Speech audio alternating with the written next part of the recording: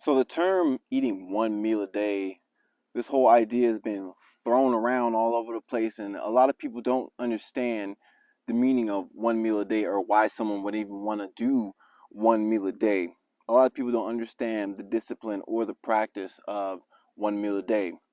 Now, me personally, I've experienced eating one meal a day for some years now. It all started about 2017 when I first started taking spirulina. That's when I started incorporating fasting into my daily life. When I say daily fasting, I mean taking a break daily from eating solid food. So yeah, I allow myself to feel that hunger feeling. But believe it or not, that feeling goes away after a while. Sun's starting to come out. Yeah. Man, it was supposed to be overcast today. The sun came out, man. Let me tell you from firsthand experience after years of using this technique called one meal a day, it's more of a tool than I would say than a constant lifestyle type of thing. In order to make it a constant lifestyle, it's going to require you to put in a lot of discipline on your end because most people have spent 20, 30 years eating 3 meals a day. Back in the day, they were suggesting that 3 meals a day, that was either the saying or somebody put it out and it just went viral. That whole saying, 3 meals a day, breakfast, lunch, and dinner. That's the way to go. So everyone did that, without even thinking or trial and error, trying something different. They just copy each other. And now after years of learning, we learn that eating all day isn't best for us. I mean, because look at what does America have that it seems like the rest of the world doesn't really have an issue with. America has an issue with obesity within our US population. Our population has like the highest density of like obesity. Like us, like the UK, like Australia, like places that have like this new up to date, new futuristic lifestyle where everything is easy access. Everything is at the tip of your fingertips. Everything's about comfort and being easy for you. You don't really have to do a whole bunch of work to get your food. You want something to eat, you get it right then and there, right then and there. But I digress. Let me tell you the benefits of eating one meal a day. What you're going to notice is at first you're going to have a shift in energy because your body's used to digesting a certain way, and then you change things up, so now your hormone levels are going to start changing. In a sense, your metabolism is going to start changing as well.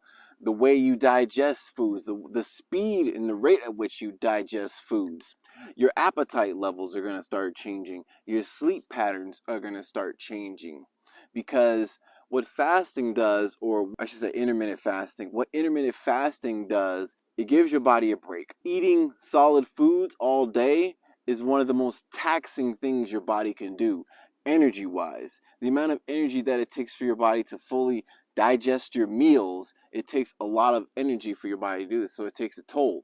So you could be eating a whole meal and all your energy, you just feel tired and spent because all your energy is being used on digesting whatever you ate. That's one obvious first benefit of fasting daily. Another benefit is going to be hormonal balance. It's going to help your body's hormones get back into balance. It's been proven that intermittent fasting can definitely help with regulating or getting your hormones back into balance. There's two important hormones that regulate the way your body feels hungry or feels full. It's called ghrelin and leptin. Ghrelin is the hunger hormone, the one that lets you feel hungry, and then leptin is the one that lets you feel full. Overeating too much, especially a whole bunch of processed food, is one way to disrupt your ghrelin hormone. So you could have an overabundance creation of ghrelin because processed foods as well as meat and other acidic foods is one of the best ways to upset your ghrelin and leptin regulation. So a few things that offset your ghrelin is going to be eating junk food, not sleeping well, not exercising. The biggest thing is going to be junk food. Just eating junk food and just eating all day. Processed foods, meat, nothing but acidic stuff. If that's what you eat, you're more than likely your ghrelin levels are going to be increasing. So you're going to have this uncontrollable appetite. That's why some people, it just seems like they're just never full. So what you want to do is increase your leptin and reduce the ghrelin. So this is going to reduce those crazy appetite, and that's where fasting comes into play. Intermittent fasting is one of the quickest ways to reverse all this, because you're allowing your body to get rid of the side effects and all the harm that the acidic food, the meat, the processed food has done. You're allowing yourself to clean yourself of this problem. So then this increases your leptin. As well as, if you give yourself more sleep, you'll get more leptin. If you eat more fruits and vegetables, you increase your leptin and also decrease the ghrelin. It's funny how if you live an unhealthy, unbalanced life, no sleep, whole bunch of stress, junk food, binge eating, not drinking your fluids, not drinking water, no exercise, ghrelin goes to the roof. So it's like you're fighting this war you can't win, because you're setting yourself up for failure. Versus as soon as you start fasting, let your body clear that gunk out, eating less food, getting more sleep, finding ways to decrease your stress, getting exercise, and just eating all healthier foods like fruits and vegetables, predominantly fruits and vegetables. Not only will this decrease ghrelin and increase leptin, as well as it's also going to have so many other benefits to your body. Anti-inflammation. It's going to make your body more efficient. One of the most beneficial tools of fasting is going to be making your body more efficient. You get rid of all that stored sugar you got inside your body, and you can start using your fat for energy. Think about that. That's like one of the number one tools. But there's a right way and a wrong way to do it. But first, know this. When you start doing intermittent fasting, you can use your stored fat for energy. In one of my previous videos, I talk about building your body on faith. And this talks about believing in fasting, how intermittent fasting lets you consume your stored fat as energy. So this is one of the biggest tools I have for keeping that stored fat level down. Like literally, if I take my shirt off anytime, you will not see, like where people get the love handles, like that spot that's real hard to get the fat out. Nothing there. Nothing there. And I don't spend a whole bunch of time doing sit-ups and crazy workouts all the time. No, it's just certain principles I realize about fasting.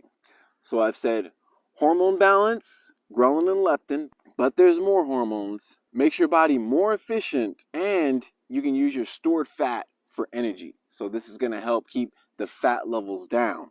Another benefit, after you've reached that point where you haven't had nothing to eat for about maybe 12 hours, you're going to start using the fat as energy. And when you start doing that, from then on, your body starts creating more testosterone and natural human growth hormone. This is created by you because you're allowing your body to cleanse itself out and return to equilibrium. Your human body is able to do what it's supposed to do. Your body's supposed to be able to create testosterone. Your body's supposed to be able to create human growth hormone. But the problem is, so many people eat so many processed foods and meat and other acidic foods that is stopping your body from doing this. This is the biggest reason why people or men these days are having problems with their testosterone. Because have you noticed it? Ever since the early 1900s, during the Industrial Revolution, there's been a spike in weight, diseases, as well as a decrease in health and men's libido, as well as men's testosterone. That's like the trend these days. So we got to learn from that stuff. That's where intermittent fasting comes in. Intermittent fasting is such a beneficial tool. Now, I've told you so many benefits of it. There are more benefits, but this video will be forever. Here's a couple of downsides. The downside is it does take a little bit of getting used to. And the fact that it takes so much discipline, it's easy for people to not do it for a long time. Some people may just do it for a little while. Like I said, it's a tool. So you can help yourself by doing intermittent fasting for a week or two, and say, like, if, for example, if you got a real bad stomach bug or IBS, irritable bowel syndrome, intermittent fasting can help reverse that stuff. So like if you just need to do intermittent fasting temporarily, it can be helpful for that kind of stuff. That's where it's beneficial. But like I said, it's a discipline. It's really hard work to keep going and just keep on doing that kind of stuff. Keep on not eating breakfast, watching other people eat all day, and you're just sitting there like, you have to find other ways to satisfy yourself so that you're able to do this as effectively and as long as possible so you can keep up this fasting process. That's really what you want. You really want to be able to keep up this fasting process as long as you can practically. You see, when it becomes unpractical, that's when people start quitting. That's when people don't do it as long as they potentially could. So I'd say the biggest drawback of eating one meal a day or fasting, intermittent fasting, is the fact that it takes a lot of discipline. So here are some tips to make intermittent fasting or eating one meal a day easier. Listen up. Take it out of your mind that you can't have any calories. Intermittent fasting or one meal a day doesn't mean you can't have doesn't mean you can't have any calories all day. It just means that you can't have any foods or any nutrition that's going to be hard on your body. If you're going to have anything that you take in during this time where you're intermittent fasting or doing one meal a day, you want to make sure that what you eat during the day, during that time, is going to be easy to digest. You want light stuff. You want to be able to have drinks that are filled with nutrition. Like I like spirulina and beetroot powder. You could throw some honey in there. You know, you could have even like water with lemon or just tea. Green tea is good. But during this time, you want to try to stay away from processed sugar. Try to stay away from white sugar. Unless you're like having like, I don't know, a cup of coffee or something, keep that to a minimum. Let that be the only time you have that kind of sugar, you know? You want to keep taking steps forward. You don't want to do things that's going to make it hard for you to keep progressing. So like I said, liquids, things that are easy to digest, or really juicy fruits like a juicy ripe pear or mangoes and peaches and stuff like that, you could eat that. If you're just getting started with your fasting, intermittent fasting, you could start off with eating that kind of stuff. When you get hungry, just eat light, juicy stuff. But first off, try to skip breakfast. And if you can, skip lunch. When you're first getting started with this one meal a day thing, you can just have your first meal be around lunchtime, you know, or have a late lunch. But the ultimate goal is to be able to push that first meal as far back as possible. Ultimately, when you're advanced level and you've got the discipline and the mental know-how how to get it done, you should be able to push that meal all the way out till dinner time. Not eating morning, afternoon, and just waiting till the evening time to actually eat. But during the day, still you could have green tea, plenty of water. Nothing wrong with lemon in water. Like I said, if you're really beginning, it's really hard. Juicy fruits are okay.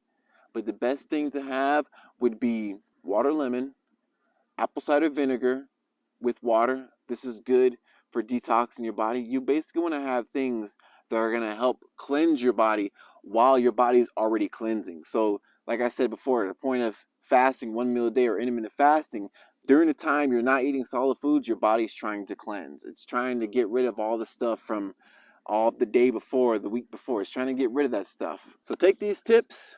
Try things for yourself. Experiment with yourself. Remember, if you're willing to experiment, you're kind of like a scientist in yourself. So try things out, see what works for yourself, and get creative. Just remember the pros and cons of what you're doing. Think about the decisions that you make during the fasting. Is it going to be helpful or is it going to be harmful? The choices you make today will depict the outcome you have tomorrow. Okay? So think about that when you're doing your fasting. Hope this video was useful for you guys. Check out my other videos. I'll see you guys in the next one. If you watched all the way to the end, make sure you hit that like button, please. And share it to somebody else. You know some people who could use this message. If it helped you, I'm pretty sure it'll help somebody else. And subscribe if you're not subscribed yet. All right? Catch you guys in the next one. Peace.